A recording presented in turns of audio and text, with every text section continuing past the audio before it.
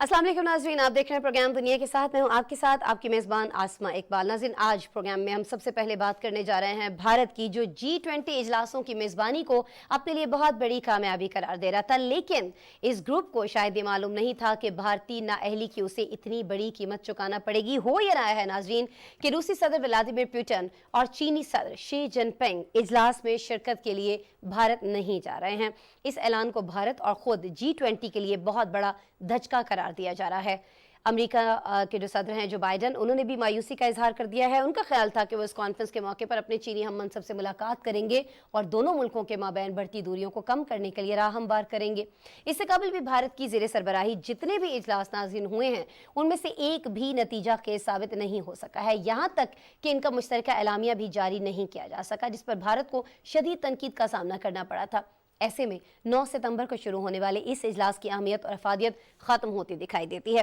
नाज़रीन, जब हम भारत की बात करते हैं तो हम सभी जानते हैं कि एक ऐसा मुल्क है जिसके G20 रुकन ममालिक से भी अच्छे ताल्लुकात नहीं हैं। यही वजह है कि वो G20 इजलासों का बामकसद और कामयाब बनाने में नाकाम दिखाई दे रहा है। इस बार इजलास की नाकामी भारत के लिए कितनी नुकसानदेह साबित होगी, इसी पे बात करेंगे। हमारे साथ अब्दुल्ला शाद साहब मौजूद होंगे, तज्जियाकार हैं, स्टूडियो में मौजूद हैं, उनसे बात करेंगे। लेकिन उनसे गुफ्तगू का आगाज़ करने से पहले हमारे पास एक पैकेज है, एक रिपोर्ट है इस हवाले से, वो आपको दिखाता है।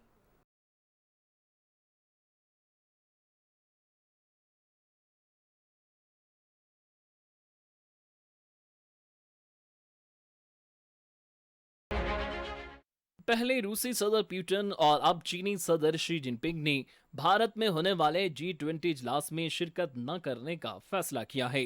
मीडिया रिपोर्ट्स के मुताबिक इस सिलसिले में भारतीय वज़ीर-ए-आज़म नरेंद्र मोदी ने अमेरिकी सदर जो बाइडन से सिफारिश भी करवाई, लेकिन अमेरिकी सदर को भी उस वक्त मायूसी का इजहार करना पड़ा जब उन्हें इस बात की तस्दीक हो गई कि चीनी सदर G20 इजलास में शिरकत नहीं कर रहे।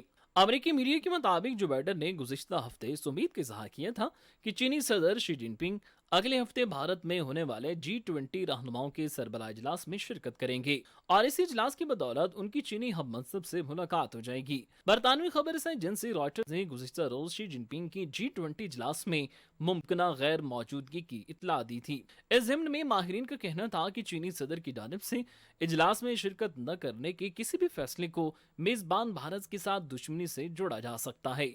रॉयटर्स की रिपोर्ट के मुताबिक उन्हें चीनी हुकाम की जानिब से मुतवक्के गैर मौजूदगी से आगाह किया था, लेकिन उन्हें इसकी वजह मालूम नहीं थी। दोनों ममालिक के दरमियान हालिया दौर में हालात इस वक्त कशीदा हुई थी जब बीजिंग ने एक नक्शा जारी किया जिसमें अरुणाचल प्रदेश और डोकलाम सतह मुर्तफा को दिखाया गया था। इस ज़िम्न में भारत ने गुज़िश्ता दिनों चीन के इस इकदाम पर इतराज़ किया तो बीजिंग ने भारत पर जोर दिया कि वो नक्शे पर पुरसुकून रहे। शी जिनपिंग ने 2013 में सदर बनने के बाद से G20 के दीगर तमाम सरबराहों इजलास में शिरकत की है, सिवाय 2021 में कोविड वबाई अमराज के दौरान जब वो वीडियो लिंक के जरिए शरीक हुए थे। एक चीनी ओहदेदार ने कहा है कि तवक्को है कि वज़ीर-ए-आज़म ली क्योंग नई दिल्ली में 9 सितंबर से शुरू होने वाले G20 इजलास में बीजिंग की नुमाइंदगी करेंगे। रूसी सदर व्लादिमीर पुतिन पहले ही कह चुके हैं कि वो नई दिल्ली नहीं आएंगे और वो उनके बजाय वज़ीर ख़ारजा सरगई लारोफ को भेजेंगे। G20 कॉन्फ्रेंस को शी और बाइडन के दरमियान मुमकिन मुलाकात के मकाम के तौर पर देखा जा रहा था, क्योंकि दोनों सुपर पावर्स तिजारती और जोग्राफियाई सियासी तनाव की वजह से कशीदा ताल्लुकात को मुस्तहकम करने की कोशिश कर रही हैं। शी जिनपिंग ने बाइडन से आखिरी बार गुज़िश्ता नवंबर में इंडोनेशिया के शहर बाली में G20 सरबराह इजलास के मौके पर मुलाकात की थी। G20 की सदारत रवान साल भारत की सुपुर्द है, लेकिन ये जिम्मेदारी इस पर भारी पड़ती दिखाई दे रही है, क्योंकि भारत को G20 के तमाम इजलासों में इस हवाले से नाकामी का सामना करना पड़ रहा है कि एक भी इजलास के इख्तिताम पर मुत्तफिक का बयान या तजवीज़ मंजूर नहीं करवाई जा सकी। माहौलियाती तब्दीली के हवाले से कायम E3G नामी थिंक टैंक ने G20 इजलास के नताइज की मजम्मत की है। माहिरीन के मुताबिक दुनिया भर में रोजाना दर्जा हरारत नई बुलंदियों को छू रहा है, लेकिन इसको फौरन नतीजा खेज नहीं हो रहे और अब रूस और चीन की सुदूर की अदम शिरकत के ऐलान के बाद अमेरिकी सदर की मायूसी इजलास की कामयाबी पर सवालात उठा रही है। नाज़रीन, रिपोर्ट आपने देखी। अब इस सारे मामले पर हम बात कर रहे होंगे अब्दुल्ला शाद से, तज्जियाकार हैं, हमारे साथ स्टूडियो में मौजूद हैं। वेलकम करते हैं। अस्सलाम वालेकुम अब्दुल्ला। वालेकुम अस्सलाम। अच्छा अब्दुल्ला, बहुत शुक्रिया पहले तो इसलिए कि आप वक्त निकाल रहे हैं, और साथ ही साथ ज़रा ये बता दीजिएगा कि जब हम G20 इजलास की बात कर रहे थे اور جب یہ تھا کہ جی یہ اب بھارت میں ہو رہے ہوں گے اس کے مختلف سیشنز، تبھی سے ہم دیکھ رہے تھے کہ بہت ساری تنقید ہو رہی تھی کہ یہ سیشنز جو ہیں یہ بھارت کے اندر نہیں ہونے چاہیے، وجوہات اس کے پیچھے بہت ساری تھی، یقیناً ہم آج ڈسکشن میں ان پر بات کر رہے ہوں گے۔ لیکن مجھے یہ بتا دیجیے کہ یہ جو اب سب کچھ ہو رہا ہے، ولادیمیر پوٹن ہیں، چینی صدر ہیں، نہیں جا رہے ہیں، پہلے تو یہ کہ کیوں نہیں جا رہے ہیں؟ دیکھیے، سب سے پہلے تو بھارت کی اپنی جو خارجہ پالیسی ہے نا، اس کے اندر اتنا دوہرا پن ہے کہ وہ اس کو نتائج سامنے آ رہے ہیں۔ 2 ہفتے پہلے ہم دیکھتے ہیں کہ چین نے اپنا 2023 کا تازہ ترین نقشہ جاری کیا ہے، جس کے اندر جو اروناچل پردیش ہے اس کو اور ایکسائی چین کو چین کے علاقے بتائے گئے ہیں اور ان کا چینی زبان کے اندر انہیں نام دیے گئے ہیں۔ اس کے اوپر بہت زیادہ احتجاج سامنے آیا بھارت کی جانب سے، چند دوسری طرف سے بھی۔ تو ایک یہ چرہ تھا، اور اس کے ساتھ ساتھ لداخ پہ دیکھیں کہ کتنی زیادہ ٹینشن بن گئی ہے۔ ہم دیکھتے ہیں کہ 3 سال قبل 2020 کے اندر ایک واقعہ پیش آیا تھا جس کے نتیجے میں 20 بھارتی فوجی جو تھے وہ جہنم واصل ہو گئے تھے چینی فوجیوں کے ہاتھوں۔ اس کے بعد سے ابھی تاحال وہ سٹینڈ آف کی پوزیشن ویسے ہی بنی ہوئی ہے۔ کتنی ملٹری ٹاکس ہو چکی ہیں، ابھی جو ریسنٹلی ملٹری ٹاک ہوئی تھی اس کے اندر بھی یہ بات کی گئی تھی کہ اس کو ختم ہونا چاہیے۔ بہت سے جو بھارتی اپوزیشن ہے وہ یہ الزام لگاتی ہے کہ چین جو ہے وہ بھارت کے ایک بڑے حصے کے اوپر پیش رفت کر کے اس پہ قبضہ جما کے بیٹھا ہوا ہے، اور بھارت اس کو ریٹیلیٹ کرنے کے لیے کچھ بھی نہیں کر پا رہا۔ راہل گاندھی نے جب یہ ساری G20 کے حوالے سے شی جن پنگ اور ولادیمیر پوٹن کی نیوز سامنے آئی ہے تو اس نے کہا ہے کہ اس سے یہ ثابت ہو گیا کہ چین جو ہے وہ لداخ میں ہماری زمین پر قبضہ کر کے بیٹھا ہوا ہے، اور ہمارے مودی جی کے پاس اتنا وقت نہیں ہے کہ وہ منی پور کے اوپر 2 منٹ بات کریں۔ ویسے تو چاند کے اوپر جو مشن جاتا ہے وہ اس پہ کتنی بڑی بڑی ہانکتے ہیں، لیکن دوسری طرف جو چین ان کے ساتھ کر رہا ہے اس کا جواب دینے کے لیے ان کے پاس کچھ بھی نہیں ہے۔ اس کے اندر ایک اور بڑی امپورٹنٹ بلکہ دلچسپ سچویشن ہو رہی ہے۔ پچھلے دنوں چاند کے اوپر چندریان 3 کے نام سے بھارت کا ایک مشن گیا تھا، وہ اس کے جنوبی قطب کے اوپر اترا تھا۔ RSS کی ایک ذیلی تنظیم ہے جس کا نام ہے ہندو مہاسبھا، اس کے جو سربراہ ہیں سوامی چکرپانی مہاراج، وہ بہت بڑے لیڈر ہیں، لاکھوں لوگوں کی ایک تنظیم کے وہ ہیڈ ہیں۔ انہوں نے مطالبہ کیا ہے کہ چونکہ بھارت چاند کے اوپر پہنچ چکا ہے، لہٰذا چاند کو بھی ہندو راشٹر قرار دے دیا جائے، اور حقیقتاً نریندر مودی خود بھارتی وزیر اعظم جس جگہ پر جنوبی قطب کے اوپر وہ خلائی گاڑی اتری ہے اسے شیو شکتی پوائنٹ کا نام دے چکے ہیں۔ یعنی اس سارے معاملے کو بھی انہوں نے اپنے ہندو نیشنلزم کے ایجنڈے کے طور پر آگے لے کے گئے ہیں، اور ایسے ہی کیا جا رہا ہے G20 سمٹ کے ساتھ بھی۔ ٹھیک ہے، اچھا وہی دقیانوسی اور خاص طور پر ہندوتوا جو ایک سوچ ہے اور رائے ہے، وہ اس کی وجہ سے آپ یہ سمجھ رہے ہیں کہ چیزیں جو ہیں وہ اثر انداز ہو رہی ہیں اس اجلاس کے اوپر بھی۔ چائنا کے ساتھ کیا معاملات چل رہے ہیں وہ آپ نے ہمیں بتا دیا، سرحد کو لے کر، مختلف علاقوں کو لے کر جو تنازعات ہیں ان سے آپ نے آگاہ کیا، جو 20 فوجی ان کے مار دیے گئے تھے چائنا کی جانب سے اس پر بھی آپ نے بات کی۔ رشیا کو کیا پرابلم ہوا ہے؟ دیکھیے، اس کے اندر تو ایک ولادیمیر پوٹن بھی نہیں آ رہے اور زیلنسکی بھی نہیں آ رہے جو یوکرین کے صدر ہیں۔ اب اس کے اندر کیا ہے، یہ بھارت کی جو خارجہ پالیسی تھی نا، جو بھارت یہ خود کلیم کرتا ہے کہ اس نے انتہائی بیلنس بنا کے رکھا تھا، وہ اصل میں اتنا دوہرا معیار تھا اس کے اندر اور دوغلا پن تھا کہ وہ اس کو خود ہی بیک فائر کر گئی ہے۔ جو دونوں سائیڈز ہیں ایک اتنے بڑے انٹرنیشنل کانفلکٹ کی، وہ اس کے ساتھ آنے کو تیار نہیں ہے۔ اصل میں بات یہ ہوئی ہے کہ دیکھیں، بھارت نے رشیا کے ساتھ معاہدے کیے بڑے، اس سب کے چلتے ہوئے ان کی اپنی کرنسی کے اندر چیزیں لینے کے، جو روسی منسٹرز تھے وہ بھی بھارت کے اندر تواتر سے آتے رہے، اور ریسنٹلی آ کے بھارت نے چین کے خلاف جانے کے لیے جو امریکہ کی سائڈ پہ ٹلٹ لیا ہے، اس سے ایک بڑی عجیب سی صورتحال بن گئی ہے، کیونکہ بھارت کے اندر بھی جو روس کے خلاف اور یوکرین کے حوالے سے جو ان کی خارجہ پالیسی ہے اس کے اوپر بڑا اختلاف رائے پایا جاتا ہے۔ یہ بھی کہا جا رہا ہے کہ جو ان کی کیبنٹ ہے اس کے اندر دھڑے بندی ہوئی ہے، اور ایک یہ کہتا ہے وہ کہتا ہے، اور ستیہ پال ملک کی زبان میں چونکہ نریندر مودی ایک کچے کانوں کے آدمی ہیں اور جو انہیں جو مشورہ دیتا ہے وہ فوراً اس کے اوپر عمل کر لیتے ہیں، تو اس وجہ سے ان کی خارجہ پالیسی کے اندر اس طرح کا ایک ڈس بیلنس آ گیا ہے کہ اس کا نتیجہ یہ آ رہا ہے کہ جو ویٹو پاورز ہیں بگ 5 کے اندر سے 2 ممالک جو ہیں وہ G20 سمٹ میں شرکت سے انکار کر چکے ہیں۔ ٹھیک ہے، اور اس انکار پر ہم دیکھ رہے ہیں کیونکہ بڑی امید تھی امریکن پریزیڈنٹ کو کہ ان کی ملاقات ہو رہی ہوگی اسی ایک اجلاس کے دوران ان کے چائنا کے پریزیڈنٹ سے، لیکن ذرا وہ نہیں آ رہے ہیں تو ان کے معاملات بھی تھوڑے سے کھٹائی میں پڑتے دکھائی دیتے ہیں۔ عبداللہ، دیکھیے، سب سے پہلی بات تو یہ جس طرح آپ نے کہا عالمی میڈیا کے اندر اس G20 سمٹ کو اس وجہ سے انتہائی اہم بتایا جا رہا تھا کہ اس کے اندر پیوٹن ہوں گے رپورٹڈلی، اور شی جن پنگ ہوں گے اور جو بائیڈن ہوں گے۔ ہم دیکھتے ہیں کہ امریکہ اور چین کے بیک ڈور کچھ رابطے شاید چل رہے تھے، کیونکہ جو امریکہ کے اسٹیٹ سیکریٹری ہیں اینٹونی بلنکن،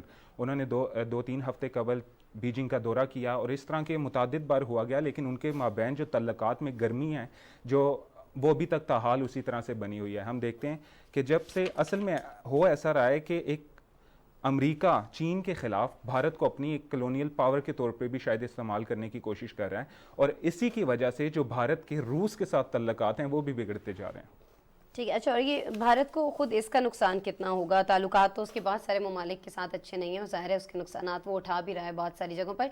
ये जो इस इजलास की G20 इजलास की जो सरबराही है जिसमें वो बहुत बुरी तरह से नाकाम हुआ है, ये उसके लिए कितनी आगे मसाइल खड़े करते हुए दिखाई देंगे? देखिए, इस वक्त भारत के अंदर जो सबसे बड़ा दाखिली सियासत के अंदर इशू है ना, वो भारत के आमदा रियासती इंतखाबात हैं, और उससे भी पहले जो 2024 के अंदर लोकसभा इंतखाबात हैं वो उनके सर पर आन पहुंचे हैं। इसके अंदर अब असर ये पड़ रहा है कि इंडिया के नाम से जो भारत की सारी अपोजिशन है वो एक साइड पर हो चुकी है। उन्होंने अभी एक रिसेंटली मीटिंग की है और उसके अंदर फैसला किया गया है कि जो 30 सितंबर है उस तक उनकी जो आपस में सीट्स की शेयरिंग है उसका भी फैसला कर लिया जाएगा, यानी वो इतनी क्विकली मूव कर रहे हैं। हम देखते हैं मणिपुर के अंदर फसादात जारी हैं तकरीबन 3 मई के बाद से लगातार, और उसके अंदर शिद्दत ही आ रही है। उसका हमें एक सबूत ऐसे मिलता है कि भारतीय अपोजिशन नहीं, आलमी मीडिया नहीं, जो आसाम राइफल्स के डीजी हैं लेफ्टिनेंट जनरल PC नायर, उन्होंने गुज़िश्ता दिनों बात करते हुए कहा है कि मणिपुर के अंदर वो सूरत हाल है जो अभी तक हमें इंडियन आर्मी को भी समझ नहीं आ रही, क्योंकि उसके अंदर अब असल में हो ये रहा है कि जैसे मकबूजा कश्मीर से आर्टिकल 370 का खात्मा किया गया था, इसी तरह मणिपुर के अंदर से ईसाइयों के जो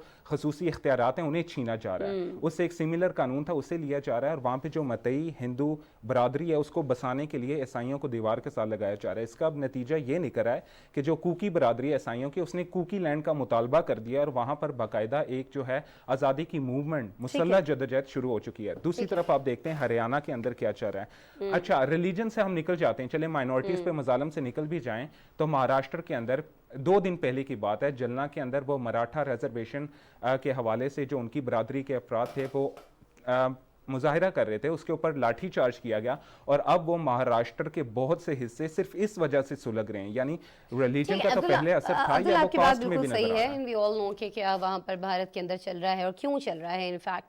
लेकिन ज़रा ये बता दीजिएगा कि अगर हम इंटरनेशनल उस पर बात करते हैं, एक बैनुल-अक़वामी सतह पर अगर हम बात करते हैं, तो उस पर क्या भारत के ऊपर प्रेशर आ रहा होगा? क्योंकि हम देख रहे हैं कि भारत का जो जी चाह रहा है वो मकबूजा कश्मीर के अंदर कर रहा है, भारत का जो जी चाह रहा है वो वहाँ अपनी अक़लियतों के साथ कर रहा है, इवन खुद हिंदुओं के साथ कर रहा है।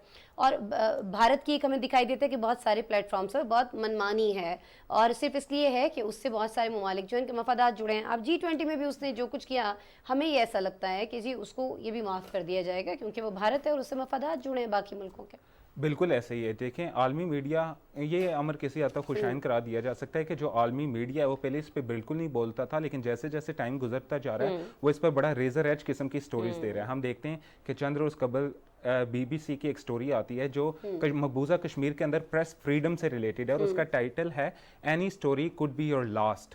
ठीक है, और उसके अंदर सारा बताया गया है कि किस तरह टाडा, पोटा, UA, PA, PSA इस तरह के कवानीन के जरिए जो कश्मीरियों पर किया जा रहा है। उसके बाद ऑस्ट्रेलियन एक इंस्टीट्यूट की रिपोर्ट है, उसने माइनॉरिटीज़ के ऊपर उनको आड़े हाथों लिया है। खुद भारत की जो इतदाल पसंद बरादरी है, देखें इसके अंदर जब हमारे लिए ऑप्शंस की बात अगर की जा रही है ना, तो उसके अंदर एक ये भी है कि हम जितनी तवानाइयाँ मगरबी दुनिया को अपनी सारी बात समझाने पर सर्व करते हैं ना, हमें ये भी देखना चाहिए कि भारत के अंदर खुद कितनी इतदाल पसंद जो हैं कम्युनिटीज़ बसती हैं। जैसे कि हम बताते हैं साउथ इंडिया के लोगों को हकीकत में ये इदराक है ही नहीं कि मकबूजा कश्मीर का इशू क्या है या दूसरे मसाइल क्या हैं। उनके नज़दीक तो ये एक रेटोरिक किस्म का जो इंडिया ने अपना परसेप्शन दिया हुआ है वही ट्रू है। लेकिन इसके लिए बहुत ज़्यादा ज़रूरी है ना अब्दुल्ला कि हम पाकिस्तान भी अपना जो किरदार है वो अदा कर रहा हो और इसको हाईलाइट भी कर रहा हो, इशू को हमेशा की तरह जिस तरह हमारी तरफ से किया भी जाता है। और बहुत सारे ममालिक के जो विजिट्स हैं, जो डेलीगेशन हैं हमारी तरफ से, वो भी भेजे जाने चाहिए मकबूजा कश्मीर के ऊपर लोगों को समझाने के लिए कि वहाँ पर इनफैक्ट भारत की जानिब से किया क्या जा रहा है। ये चीज़ बताना मेरे ख्याल में बहुत ज़्यादा ज़रूरी है, जो कुछ ममालिक को नहीं मालूम है। बहुत शुक्रिया अब्दुल्ला शाद, आप हमारे साथ मौजूद थे। अब्दुल्ला शाद साहब की गुफ्तगू जी आपने सुनी, तजियाकार हमारे प्रोग्राम के वक्त निकाल रहे थे। भारत में G20 के हवाले से ये अहम खबर थी, ज़ेलेंस्की नहीं जा रहे हैं, वहाँ पर पुतिन नहीं जा रहे हैं, चाइना के प्रेसिडेंट नहीं जा रहे हैं, और भी बहुत सारे ममालिक की अहम शख्सियात हैं जिसमें शिरकत नहीं कर रही हैं। उसी इजलास के हवाले से हम बात कर रहे थे। कुछ और टॉपिक्स पर भी हम बात कर रहे होंगे। एक ब्रेक लेते हैं, ब्रेक के बाद आपसे दोबारा मिलते हैं।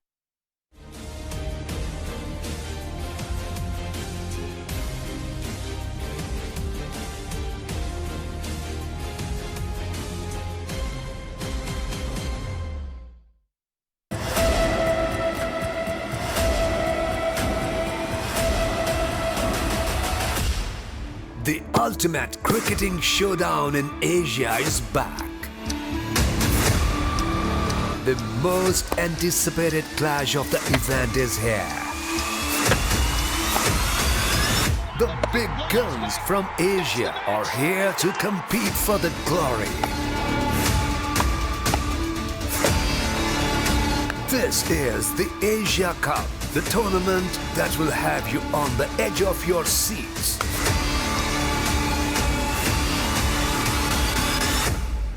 Don't miss it.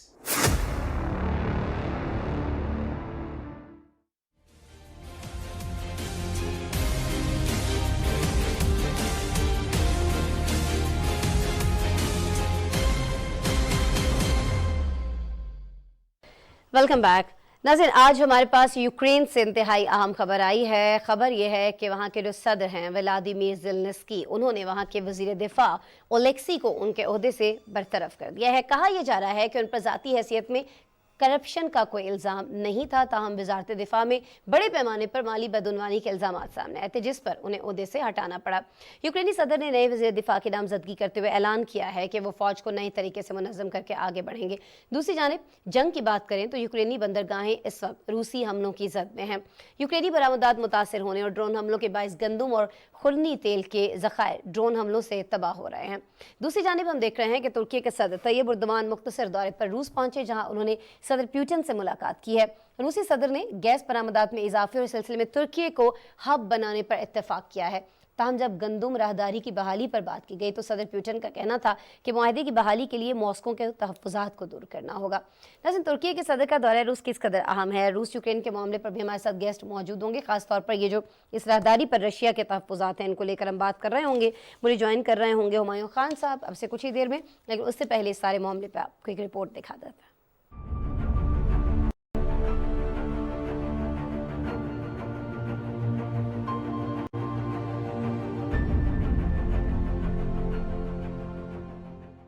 यूक्रेन के सदर व्लादिमीर ज़ेलेंस्की ने वज़ीर दिफा ओलेक्सी रिज़ेनकोव को उनके ओहदे से बरतरफ कर दिया। रिज़ेनकोव नवंबर 2021 से बतौर वज़ीर दिफा खिदमात सर अंजाम दे रहे थे। यूक्रेनी स्टेट प्रॉपर्टी फंड के सरबराह रुस्तम उमरोव को नया वज़ीर दिफा नामजद करते हुए सदर ज़ेलेंस्की का कहना था कि वो समझते हैं कि इस वक्त हमें वज़ारत दिफा में नई अप्रोच मुतारिफ करवाने और फौज समेत पूरी सोसाइटी से नए तरीकों से बातचीत करने की जरूरत है। बरतानवी नशियाती इदारे BBC के मुताबिक रिज़ेनकोव की बरतरफी ज़ेलेंस्की इंतजामिया की जानिब से बदउनवानी के खिलाफ एक वसी मुहिम के दौरान हुई है, जिसका मकसद रियासत में करप्शन को खत्म करना है, जिसे यूरोपीय यूनियन में शमूलियत की ख्वाहिश के लिए जरूरी समझा जाता है। ट्रांसपेरेंसी इंटरनेशनल के करप्शन परसेप्शन इंडेक्स के मुताबिक यूक्रेन 180 में से 116वें नंबर पर है, लेकिन हालिया बरसों में कोशिशों से इसकी पोजीशन में नुमाया बेहतरी देखने में आई है। रिज़ेनकोव पर बदउनवानी का कोई इल्जाम नहीं, लेकिन उनकी वजारत में फौजियों की खुराक फराहम करने वाले सप्लायर्स को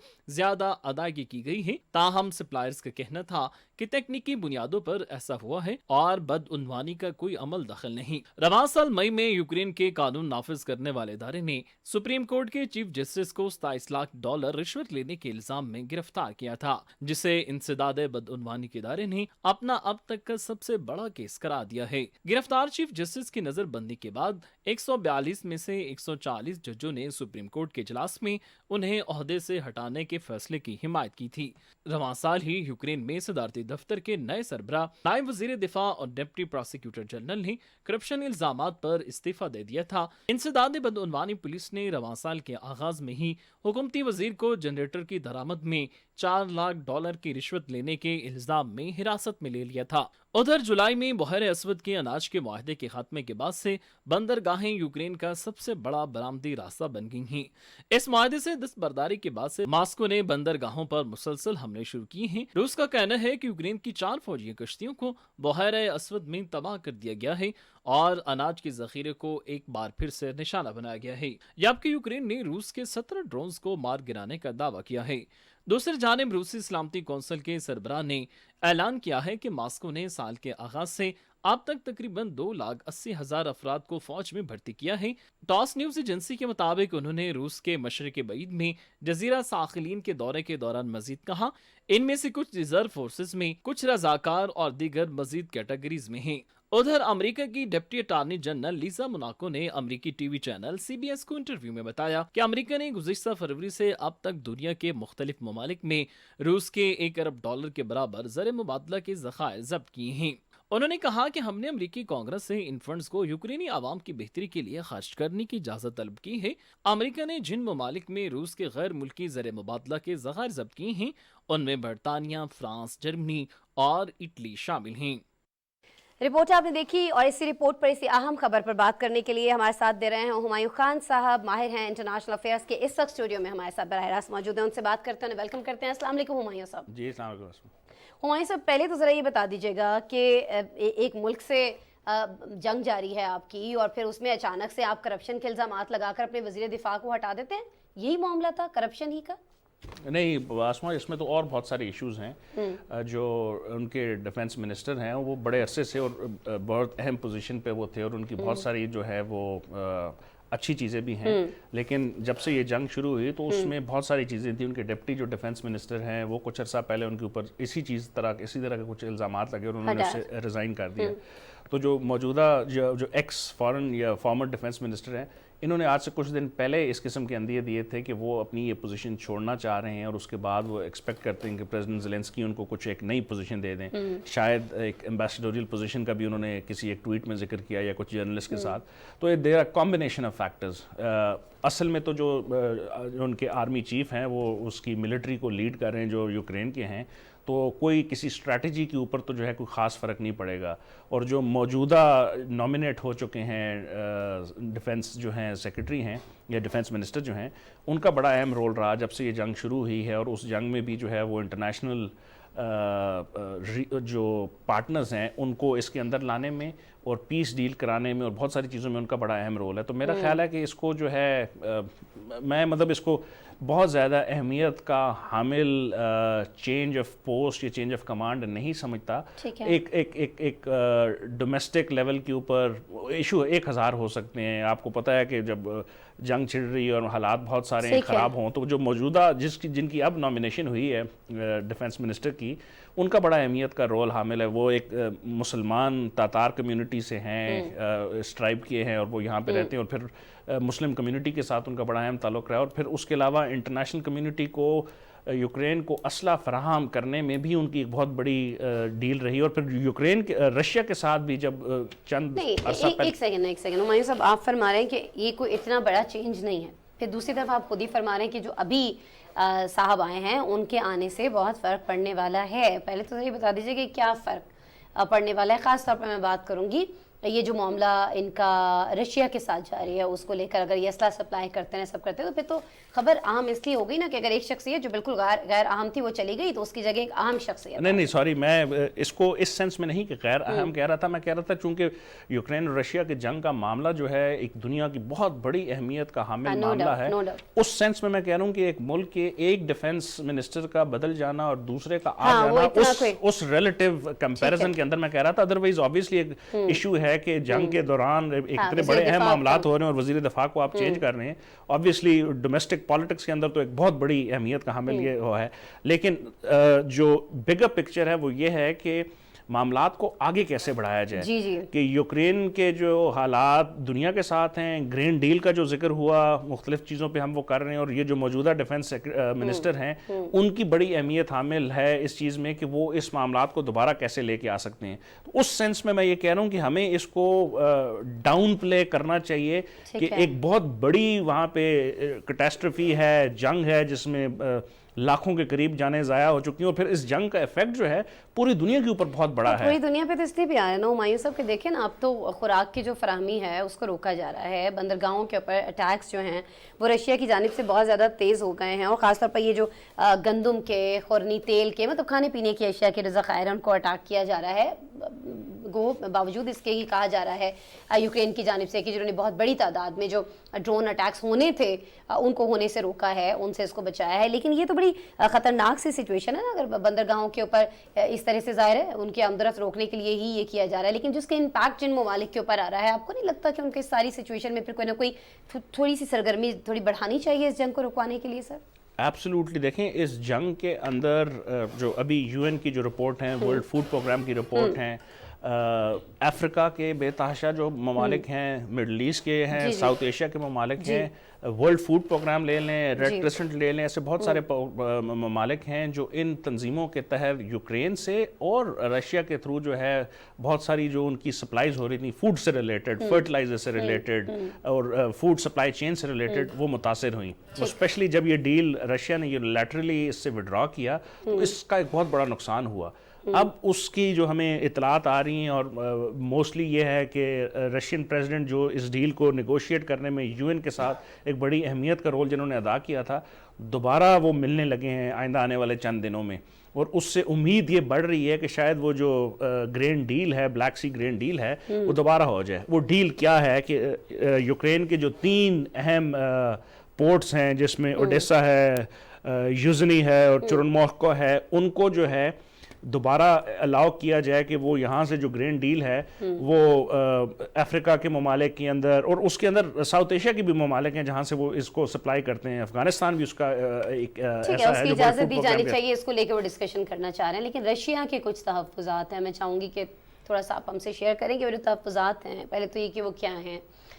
خیر اس پہ پروگرام میں پہلے بھی بات کر چکے ہیں, لیکن اب کی دفعہ آپ کو لگتا ہے کہ وہ تحفظات کسی حد تک دور کر لی جائیں گی؟ کیونکہ کہیں نہ کہیں دکھائی دیتا ہے کہ اگر یہ کہا جائے کہ جی آپ میرے تحفظات دور کر دیں تو دوسرا فریق جو ہے وہ آمادہ ہے کہیں نہ کہیں یہ کرنے پہ. جی, رشیا کے جو ڈیمانڈز تھیں یا جو اس کی ایکسپیکٹیشن تھیں وہ یہ تھیں جب یہ ڈیل ہوئی تھی کہ رشیا کے اندر جو فوڈ سے ریلیٹڈ, چونکہ رشیا بھی دنیا کا ایک بہت بڑا گرین کا فوڈ سپلائر ہے اور بہت ساری چیزیں جو دنیا کو دیتا ہے جس پہ سینکشنز نہیں ہیں, تو یہ چاہ رہا تھا کہ اس کو فیسیلیٹیٹ کیا جائے. جو اس کے اوپر نان سینکشنز ہیں, بینکنگ چینلز ہیں, جو سبسڈیز مختلف ممالک دیتے ہیں, اس کو ایز آن یا ایز آف کیا جائے. اس کو چونکہ پورا نہیں کیا گیا تو رشیا نے اس لیے اس ڈیل سے جو ہے یونیلیٹرلی ودرا کر لیا. غلط یہ صحیح, اس کا فیصلہ دنیا کرے گی, لیکن اس کا نقصان بہت سارے غریب ممالک کو ہوا.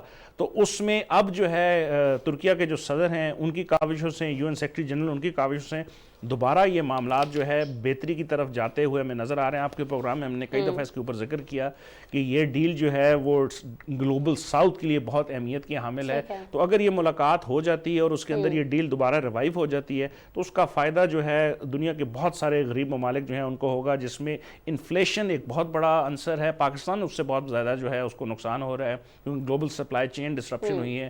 آئل اینڈ گیس کی قیمتوں کا بہت بڑا ہو رہا ہے. ایک سوال مجھے اور آپ سے کرنا ہے ہمایوں صاحب, بڑا امپورٹنٹ ہے وہ بھی. آپ نقصان کی بات کر رہے ہیں, فائدہ پہنچانے کی بات کر رہے ہیں. رشیا کو ایک اور نقصان جو ہے وہ پہنچانے کی کوشش کی جا رہی ہے امریکہ کی جانب سے. ہم دیکھ رہے ہیں کہ گزشتہ سال فروری سے اب تک دنیا کے جتنے ممالک میں روس کے تقریباً $1 ارب کے برابر کے جو زر مبادلہ کے ذخائر ہیں وہ جو ضبط کیے گئے ہیں. اب امریکی محکمہ انصاف نے کانگریس سے اس کی باقاعدہ اجازت کی ہے کہ جی آپ ہمیں یہ اجازت دے دیں کہ یہ جتنے اثاثے ہیں اس کو یوکرین کے عوام پہ خرچ کر دیا جائے. تو اس پر عالمی قوانین بھی تو کوئی ہوں گے نا. ایک تیسرا ملک دیکھیں, 2 ممالک کے درمیان جنگ جاری ہے, تیسرا ایک ملک جو نو ڈاؤٹ کہ بہت اس کا اہم کردار ہے, وہ ایسا فیصلہ کر سکتا ہے؟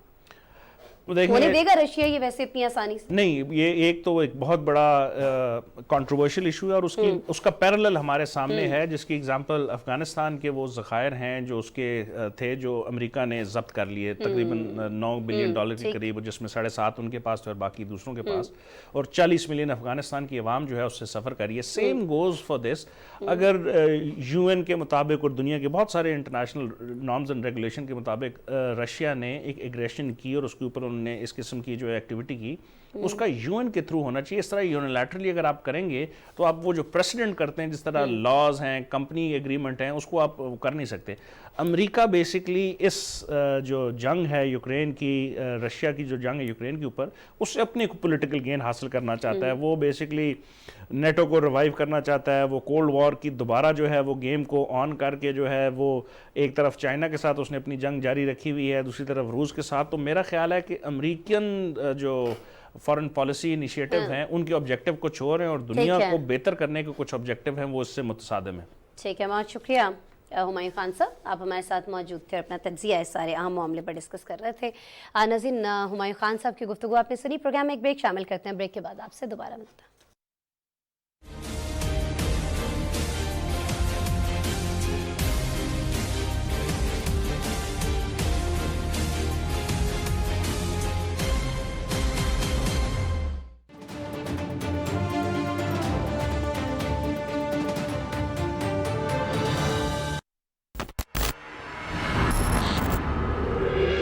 हमें हर वक्त दुश्मनों की चालों का मुकाबला करने के लिए तैयार रहना चाहिए। वो हमारे बिछाए हुए जाल में फंस जाएगा।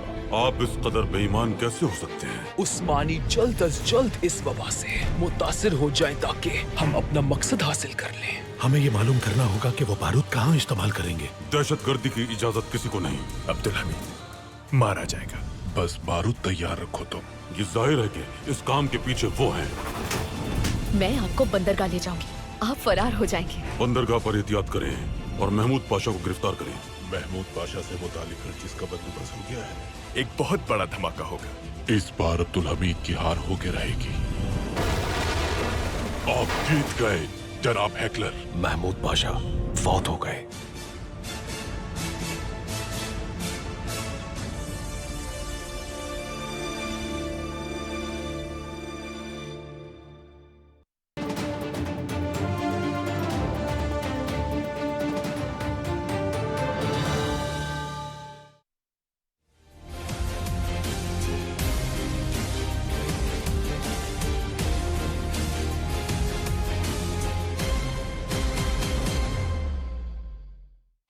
Welcome back. नाज़रीन, रुख करने जा रहे हैं हम कनाडा का, जिसने अमेरिका से दाखिल होने वाले पनाह गजीनों के लिए अपनी ज़मीन की सरहद बंद कर दी है। रवां बरस कनाडा ने अमेरिका के साथ गैर कानूनी पनाह गजीनों के बहाव को महदूद करने का मुआहदा किया था। ताहम 5 माह गुजरने के बाद पनाह के मुतलाशी अफराद की मजमूई तादाद में कमी के बजाय इजाफा देखा गया है। मुख्तलिफ मुल्कों के पनाह गजीनों की आमद कैनेडियन हुकाम के लिए एक चैलेंज बनता दिखाई देता है, क्योंकि इन पनाह गजीनों की तादाद इस कदर बढ़ चुकी है कि इन अफराद की अक्सरियत रात के वक्त टोरंटो की सड़कों पर सोई दिखाई देती है।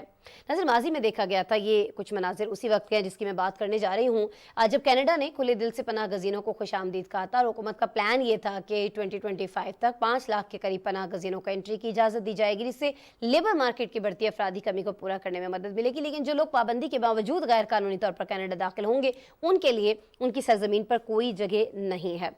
मुख्तलिफ जो इंसानी हुकूक की तंजीमें हैं, उन्होंने सरहद को बंद करने के फैसले को तनकीद का निशान बनाया और कहा कि ये फैसला पनाह गजीनों के लिए मायूसी का बायस बनेगा। लेकिन नाज़रीन, क्या कनाडा की ये पाबंदियां हैं, ये गैर कानूनी पनाह गजीनों का रास्ता रोक पाएंगी? ज़ाहिर है इन सब का मकसद तो यही है ना कि गैर कानूनी तौर पर दूसरे ममालिक का रुख कोई ना करे। लेकिन क्या ये वाकई पॉसिबल होगा? इससे रिपोर्ट में जानने की कोशिश करते हैं।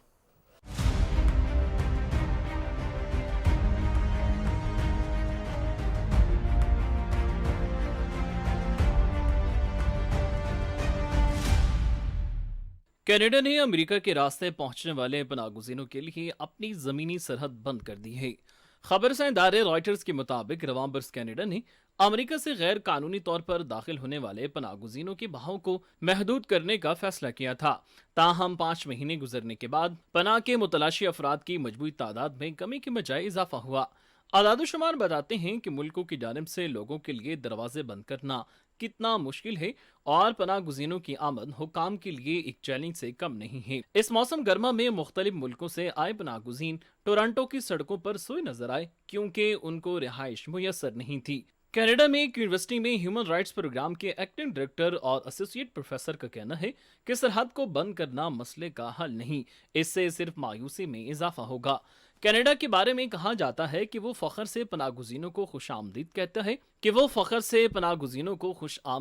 है और 2025 तक 9 मिलियन पनाह गुज़ीनों को लाने का ख्वाह है, ताकि अपने मुल्क में मुलाजमीन की कमी को दूर किया जा सके। ताहम ऐसे लोगों की हौसला शिकनी कर रहा है जो अमरीकी सरहद से कनाडा दाखिल हो रहे हैं और अपने लिए पनाह की दरख्वास्त देते हैं। सिर्फ गुज़श्ता साल 39,000 से ज्यादा पनाहगुज़ीन गैर कानूनी तौर पर कनाडा आए। इसमें ज्यादातर न्यूयॉर्क की सरहद से क्यूबिक में दाखिल हुए।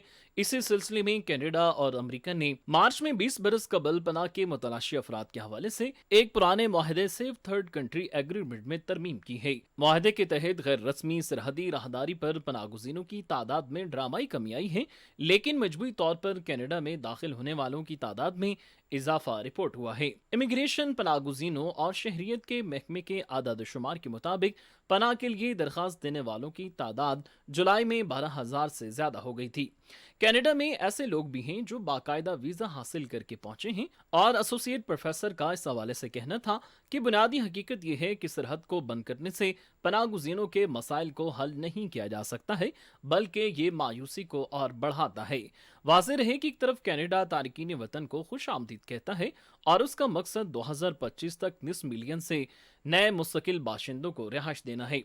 निस्फ मिलियन से ज्यादा नए मुस्तकिल बाशिंदों को रिहाइश देना है, लेकिन दूसरी तरफ उसने अमेरिका के साथ एक माहदे के जरिए पनाह के लिए दरख्वास्त देने वालों की हौसला शिकनी की है, जिसके तहत कनाडा पनाह के मुतलाशियों को वापस भेज देता है। इससे कबल कनाडा को नया इमिग्रेशन पॉलिसी के तहत मुख्तलिफ शुबों में 4.5 लाख से जायद मुलाजमीन की जरूरत है। 2023 के इमिग्रेशन लेवल प्लान में पनाहगुज़ीनों की क्लास में कनाडा में 76,000 से ज्यादा नए आने वालों के लिए जगह है, क्योंकि वो लेबर मार्केट की बढ़ती कमी को पूरा करने के लिए नए आने वालों को इस्तेमाल करना चाहता है। कनाडा जाने के लिए इससे बेहतर वक्त कभी नहीं रहा है, क्योंकि कनाडा 2021 और 2022 में नए सालाना मुस्तकिल रिहायशी रिकॉर्ड कायम करने के बाद मुस्तकबिल में साबका रिकॉर्ड को तोड़ने का इरादा रखता है। नाज़रीन, अब बात करेंगे डिजिटल सिल्क रोड की, जो एक ऐसा राहदारी मंसूबा है जिसके जरिए चीन ने कोशिश ये की है कि एशिया, यूरोप और अफ्रीका को न सिर्फ ज़मीनी रास्ते से आपस में मिलाया जाए, बल्कि समंदरी रास्ते के जरिए भी ये फासले जो हैं ये समेटे जाएं। इसी मकसद को लेकर चीन में 7वें डिजिटल सिल्क रोड बैनुल-अक़वामी कॉन्फ्रेंस का आगाज़ हो गया है और इसमें पाकिस्तान, फिनलैंड, जर्मनी और बरतानिया समेत 20 से ज़ायद ममालिक के तकरीबन 250 माहिरीन शिरकत कर रहे हैं। ये जो कॉन्फ्रेंस है ये 3 रोज़ तक जारी रहेगी और इसमें मंसूबे को वसअत देने के लिए हिकमत अमली पर गौर किया जाएगा। चीन ने 17 ममालिक के साथ डिजिटल सिल्क रोड ताउन पर मुफाहमत की याददाश्तों पर दस्तखत कर रखे हैं और 23 ममालिक के साथ सिल्क रोड ई कॉमर्स के लिए 2 तरफा ताउन का तरीक़ाकार कायम किया है। चीन ने जोर दिया है कि बेल्ट एंड रोड के जरिए खत्ते में ताउन को मजबूत किया जाना चाहिए। नाज़रीन, चीन ने 2021 तक बेल्ट एंड रोड मंसूबे में शामिल 22 तरक्की पजीर ममालिक को माशी इस्तेहकाम के लिए $240 अरब फराहम किए हैं। आलमी बैंक अंदाज़ा ये लगाता है कि इन मंसूबों पर अगर मुकम्मल अमल दरामद होता है तो रोज़गार के इतने मौके मिलेंगे कि 2030 तक 4 करोड़ अफराद इंतहाई गुर्बत से बाहर निकल सकते हैं। आपको रिपोर्ट दिखाते हैं इस सारे बारे में।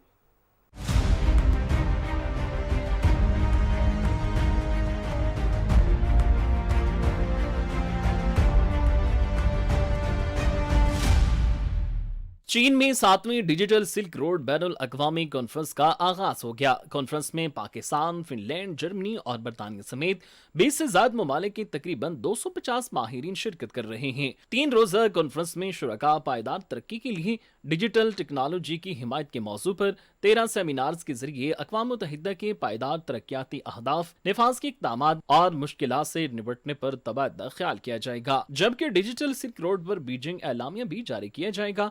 चीनी मीडिया के मुताबिक इफ्तिताही तकरीब में earth big data belt and road की पायदार तरक्की में मदद के मौजू पर रिपोर्ट जारी की गई।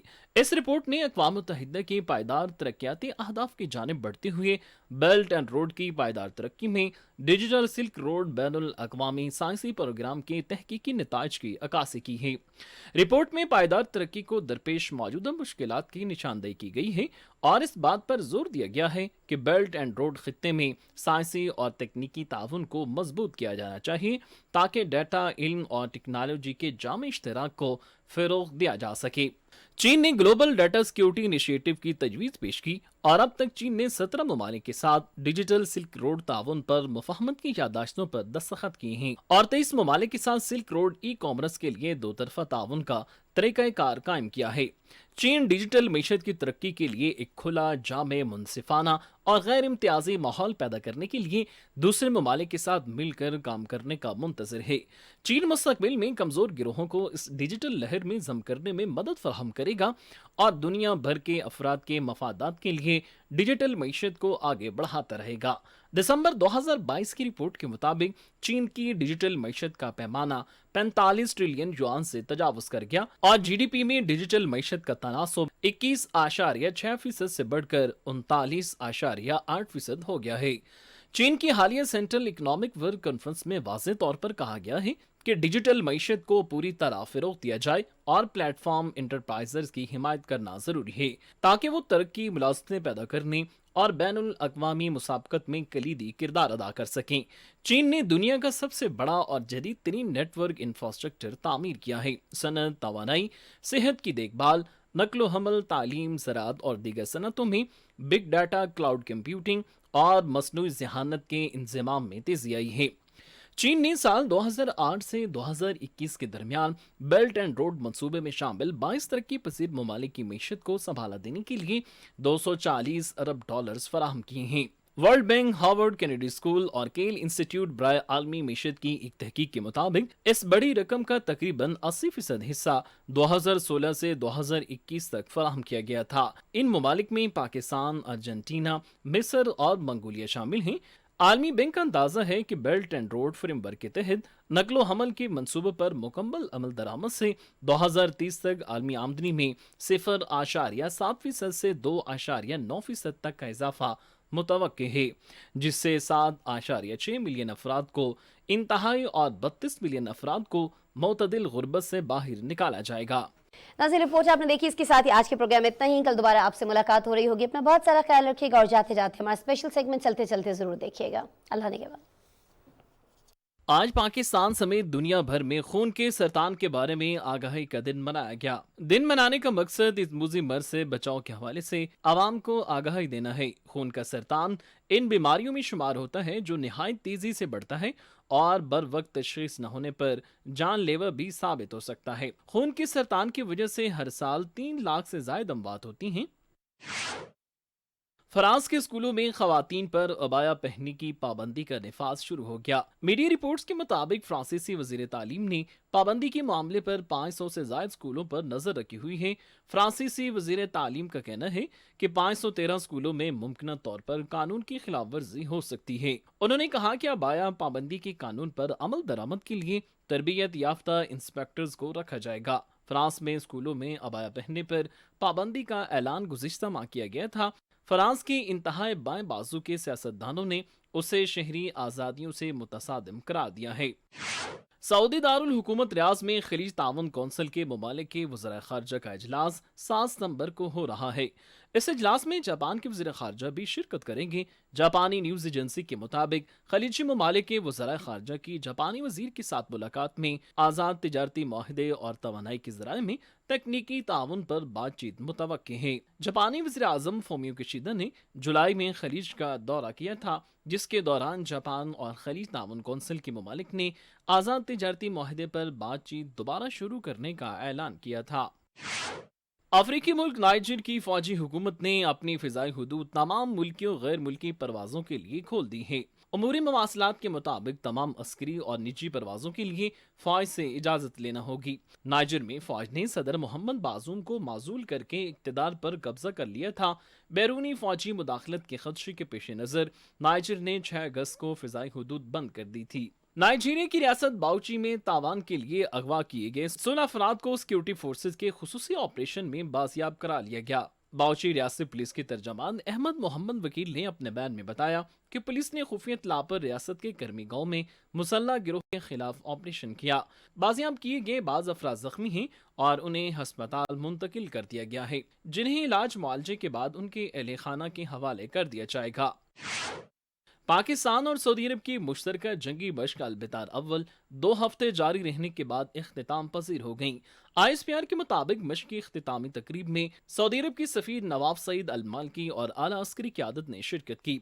मश्क के इख्तिताम पर फ्लाई पास्ट का शानदार मुजाहरा भी किया गया। जंगी मश्क अल-बिदार अव्वल का मकसद दोनों बरादर इस्लामी मुल्कों के दरमियान तारीखी अस्करी ताल्लुकात को तक़वियत देना, फौजी ताउन के बाहमी दिलचस्पी के मुख्तलिफ शोबों में ताउन को मजीद फ़रोग़ देना और इंसदाद दहशत गर्दी की कोशिशों को मरबूत बनाना है। ईरान ने अपनी फ़िज़ाई की जंगी इस्तेदाद में इजाफे के लिए रूस से जदीद लड़ाका तरबीती तैयारों की खेप वसूल कर ली। यॉर्क 130 तरबीती तैयारे एयरबेस पर पहुंचा दिए गए हैं। रवां साल मार्च में ईरान ने रूस से सैकोई Su-35 लड़ाका तैयारे खरीदने के मुआहदे का ऐलान किया था।